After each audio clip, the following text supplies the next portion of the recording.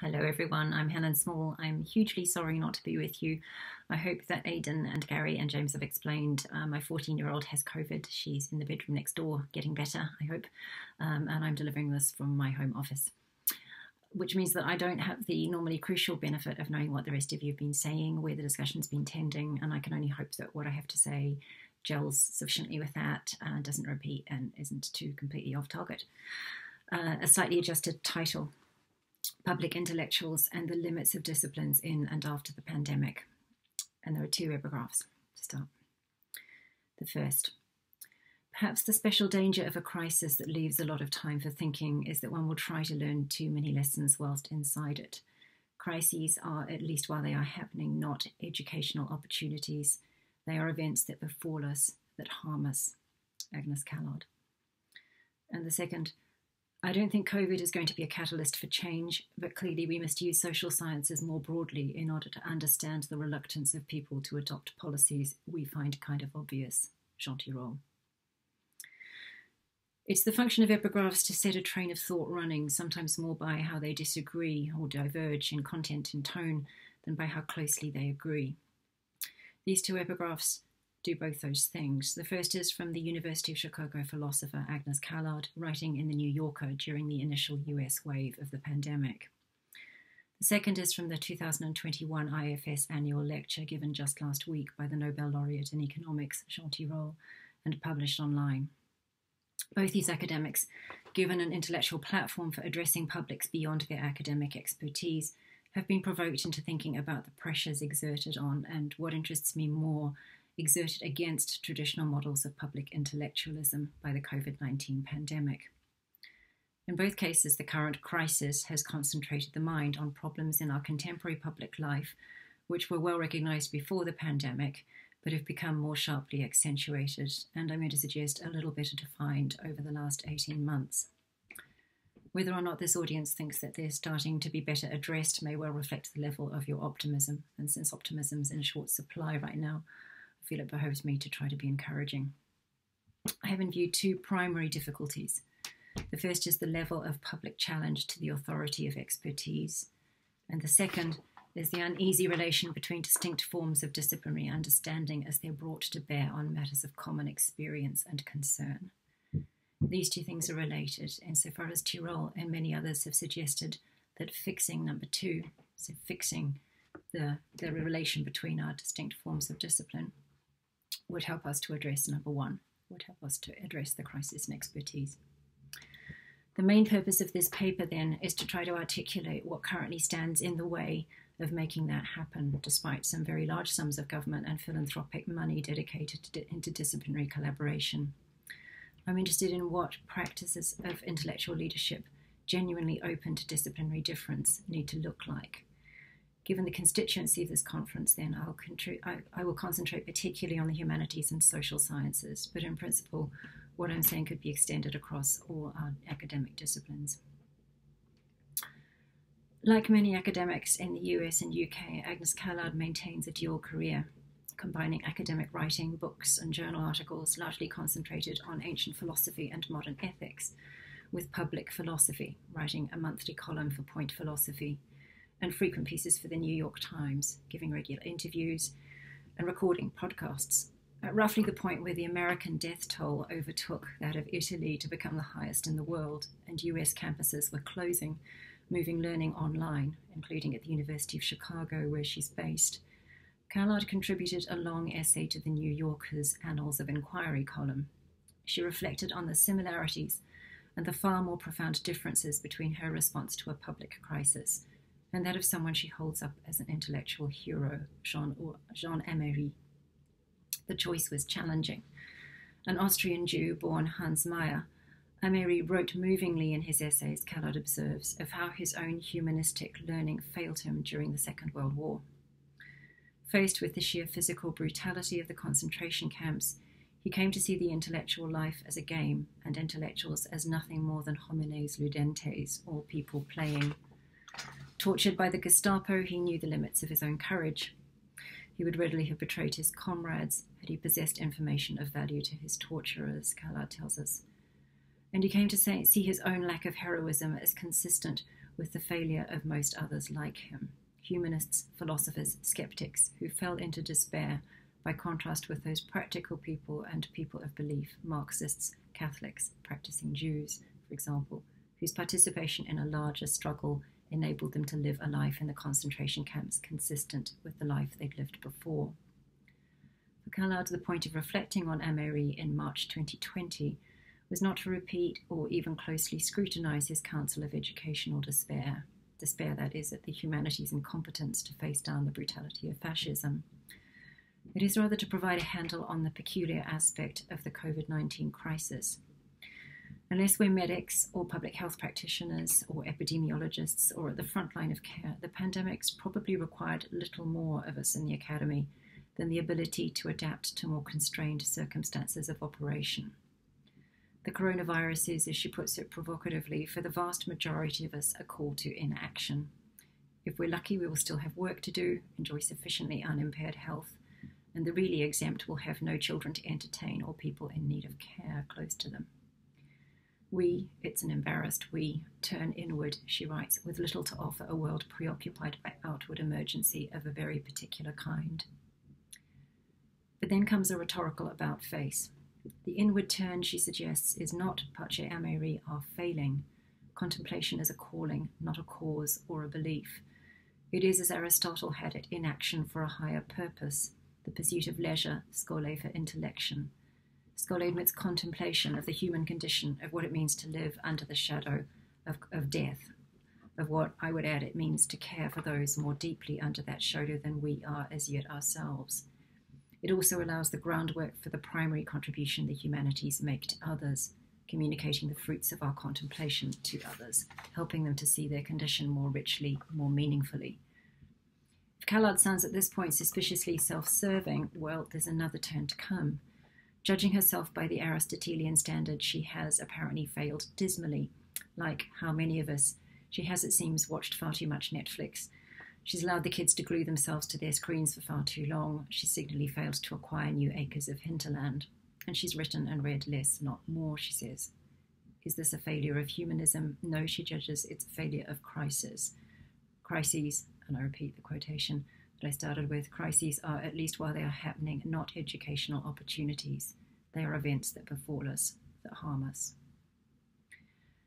By its very existence, Kallard's essay speaks against her, if only up to a point. It's a short piece, only a little over 2,000 words, and probably won't count much towards her next promotion exercise, though it's a sign of changing times that presumably will, certainly should, count for something. It's a deftly thought-provoking essay, and its stylistic features interest me as a literary critical observer of the developing genre of public humanities writing. As my brief summary, I hope, makes clear, it's a piece that rests structurally on repeated wrong footing of the reader. Universities are cloistered gardens, it begins. I quote again, the classroom is the innermost sanctum of that cloister, where worldly demands can be blocked out long enough for a group of people, some of whom had no prior interest, to share a poem by Horace or an argument by Aristotle. Kallard's not exactly leading us down the garden path. I take it she expects us to know how to read this. She's setting up a long historical ideal, an version of the university that even in a place still as well provided with actual cloisters as Oxford, is invoked in 2021 only in order to be inevitably dismantled.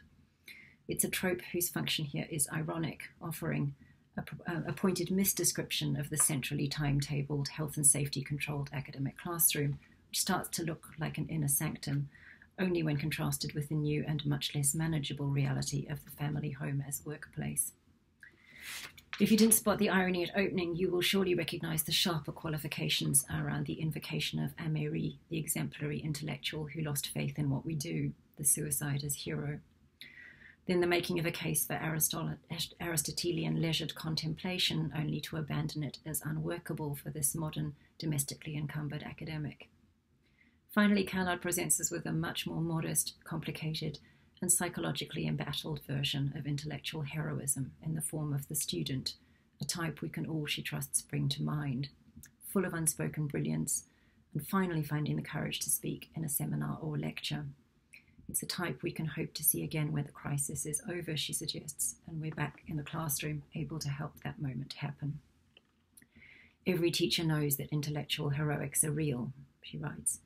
It is, I'm tempted to say, a very American conclusion, even perhaps a stereotypically American conclusion, protected by so much irony and cynicism along the way. In the end, it wears its sincerity and its optimism on its sleeve. Jean Tirole, delivering the Institute for Fiscal Studies annual lecture before a live audience of around 100, is operating in a more closely defined public arena. The podcast recording, made last Thursday, has had 517 further views over the last 6 days. That's not huge. Institutional ambitions have been reset during the pandemic. My colleague Emma Smith, to use an example close to home, accumulated 138,024 Facebook live feeds for a lecture on Shakespeare and the Plague during the first lockdown, 4,257 YouTube views over 18 days. But if Tirole's immediate audience is select, it's been invited, with a view to reach economists, economic commentators, journalists, funding body representatives, some politicians, I take it. Moreover, the particular lecture in this case has something of the flavor of a book talk. Flavour of a book talk. Let's try again. I've not checked in detail, but my sense is that it must bear a close resemblance to other talks given over the past 4 years following publication of Tirole's Economics for the Common Good in 2017, which means that it forms part of a set of public intellectual pronouncements, each directed at slightly different audiences, often in different geographic regions or locations, cumulatively spreading the message.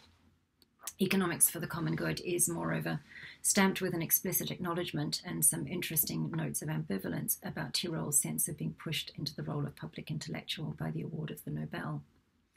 The book's blurb puts that context up front. I quote it: when Jean Tirole won the 2014 Nobel Prize in Economics, he suddenly found himself being stopped in the street by complete strangers and asked to comment on issues of the day. No matter how distant from his own areas of research, his transformation from academic economist to public intellectual prompted him to reflect further on the role economists and their discipline play in society. The result is a passionate manifesto for a world in which economics, far from being a dismal science, is a positive force for the common good. At the heart of both book and lecture is Tirole's frustration at the gap between what we understand, that's an economistic we, and one that extends easily to include all rational-minded persons, and the actions that a broader we, politicians, policymakers, and more general public, are willing and able to affect in the world. So, the gap between our reasons and what we actually do, the decisions we make. Tirole's willing to present himself as part of the problem, though I do wonder how far he really means it. Quote, "We must all take responsibility for our limited understanding of economic phenomena, our desire to believe what we want to believe, our relative intellectual laziness, and our cognitive biases. We all have the ability to understand economics, but as I've already shown, errors in reasoning cannot necessarily be explained away by IQ or educational level."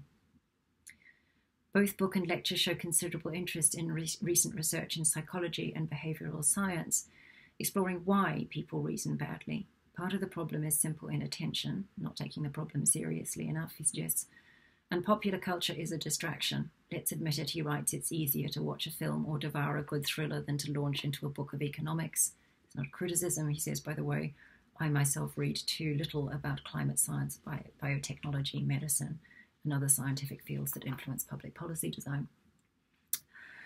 But a larger part of the explanation lies with how seductive irrationality can be.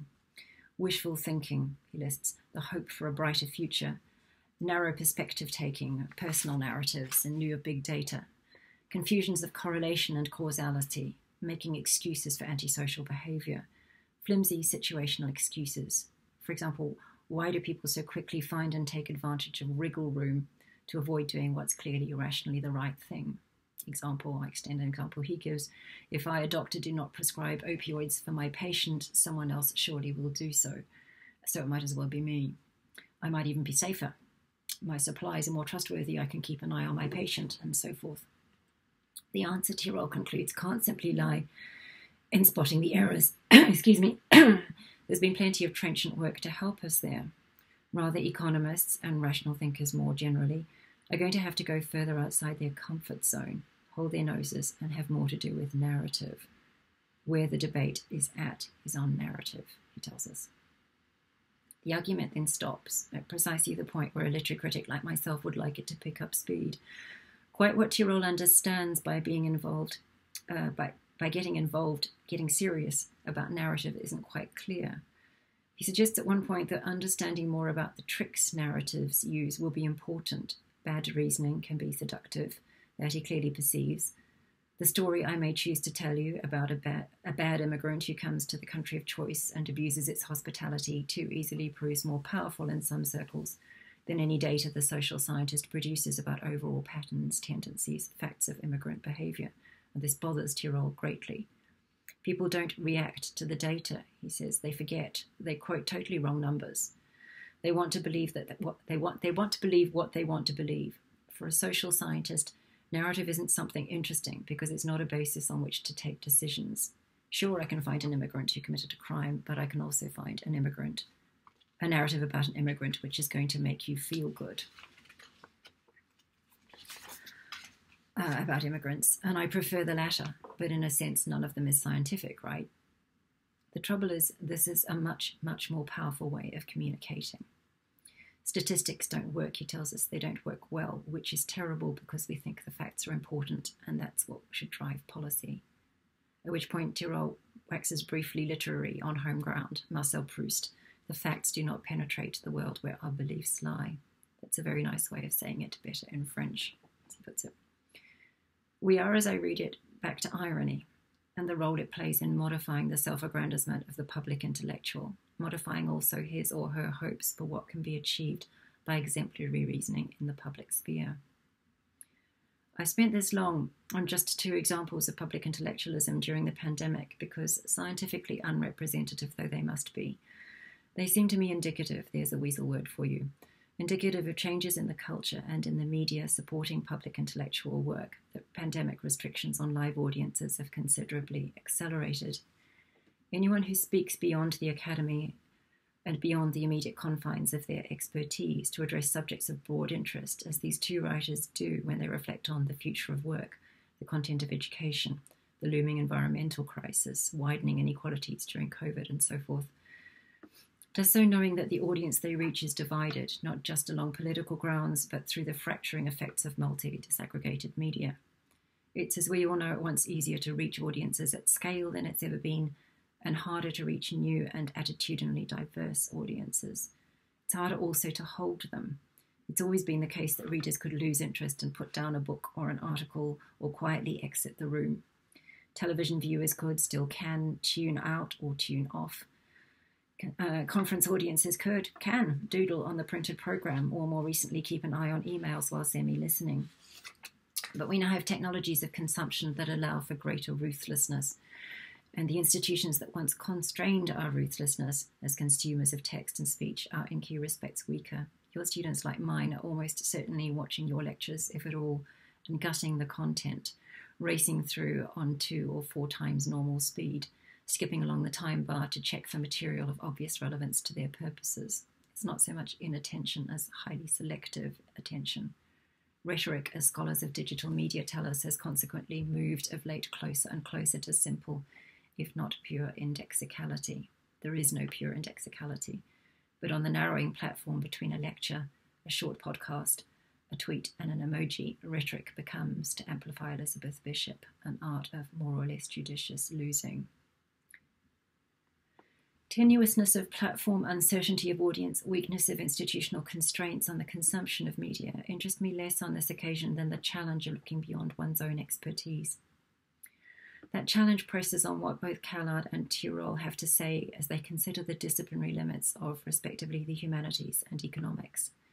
For Callard, it's potentially a crippling recognition for a humanist that you may have very little relevant expertise to offer in a coronavirus pandemic. The best we may offer is important, but hardly as pressing as the contribution of our colleagues in the medical science departments. We foster the work of contemplation, thinking deeply about what it means to be human at such a time. For Tyrol, it's equally troubling to face the limits of what economics can achieve, set as it must be in a culture, Proust's world, where people do not always listen or listen well to reason. Each of them understands the desirability of connecting out to other disciplines, respecting forms of knowledge they do not themselves possess. And in each case, the work of public intellectualism stops at that point, the respectful look over the podium, as it were, for other voices to join the conversation at this point. There's a problem here that goes well beyond the self-determining limits of 2 recent performances of public intellectualism, and that needs something more than indicative illustration from me.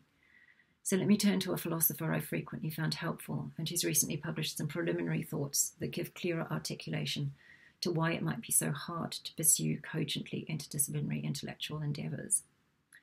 I'll keep my eye on the specific difficulty Oriel wants to address, how to join data meaningfully with narrative, quantitatively informed reasoning with an understanding of why bad reasoning so often prevails over good. But let me start with a general case.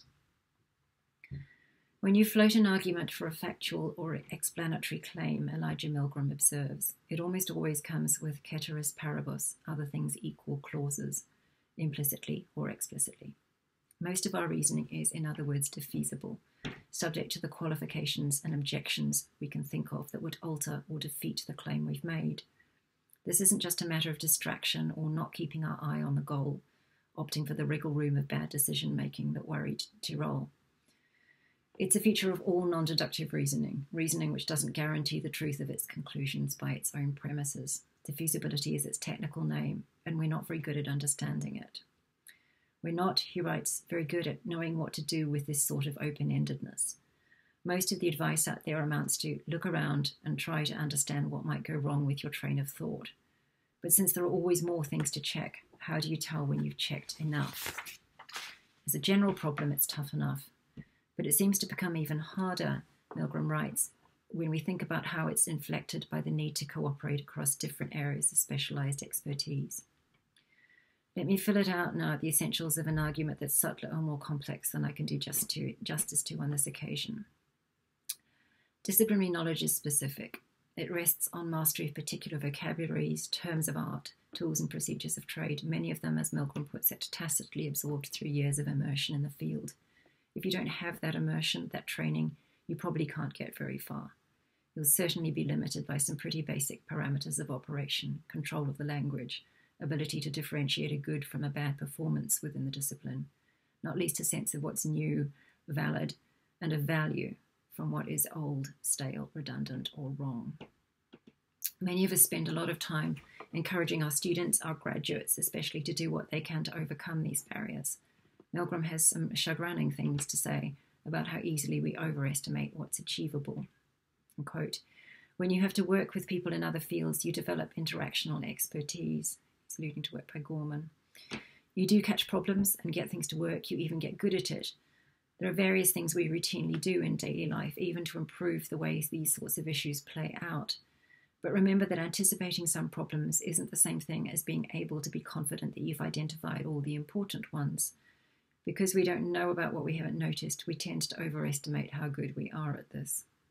Not wanting to discourage, Milgram spends some time describing how we might make a problem amenable to a variety of disciplinary approaches, a diversity of reframings within which considerations that defeat one line of approach won't normally defeat or even register as relevant for others.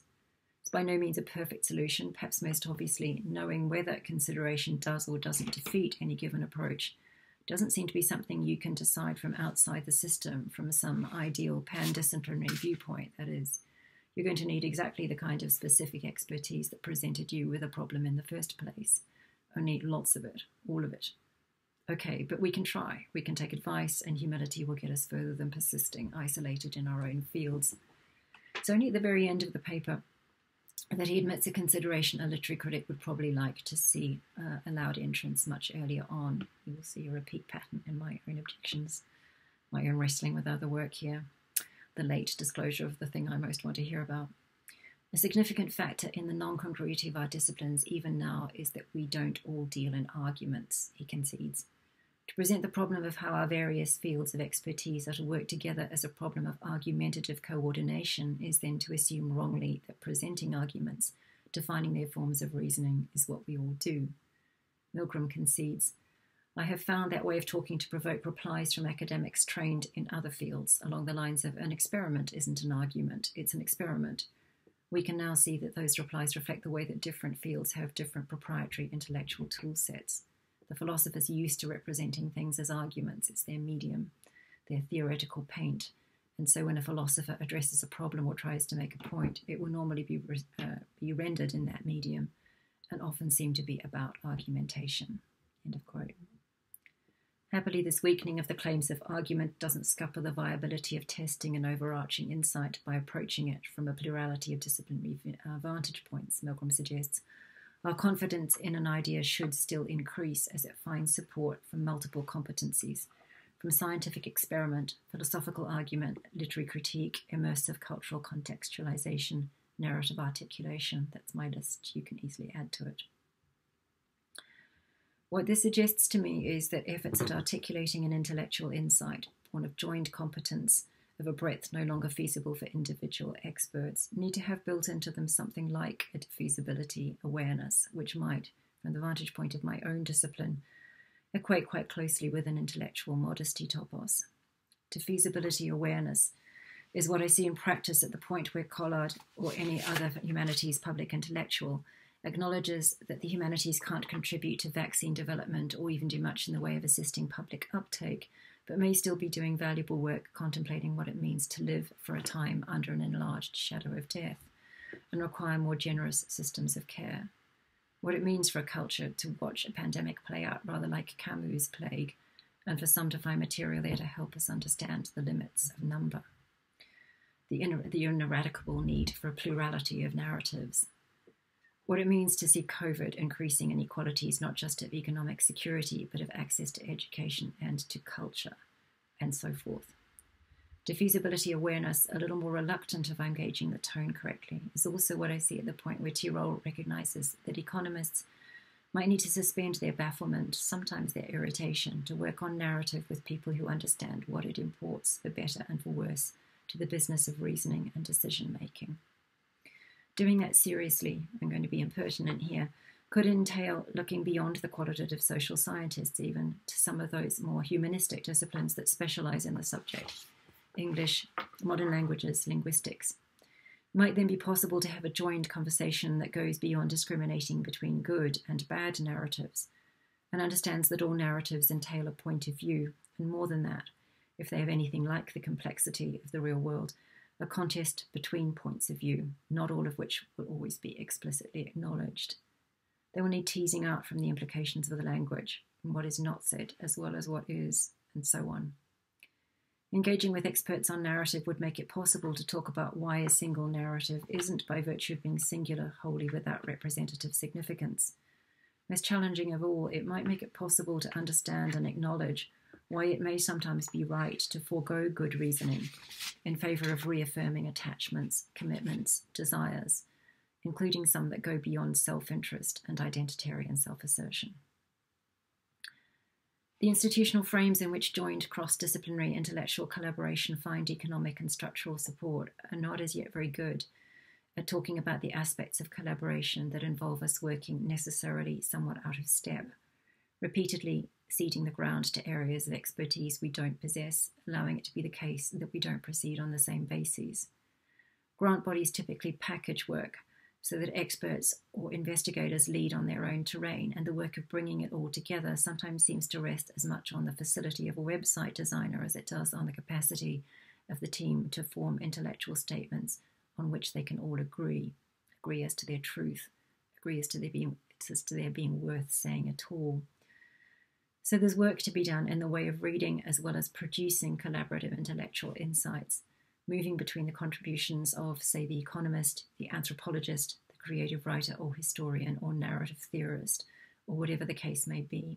Not bricolage, but work we all do deciphering the idioms, the terms of art, the priorities of our disciplines as they approach the questions of common concern, with forms of practiced understanding and expertise that will never absolutely align and do not need to. Thank you for listening to me. I apologise for the couple of glitches in the lighting. I hope that gives you a basis on which to have a conversation that picks it up, and if it doesn't, I guess I won't know. Goodbye.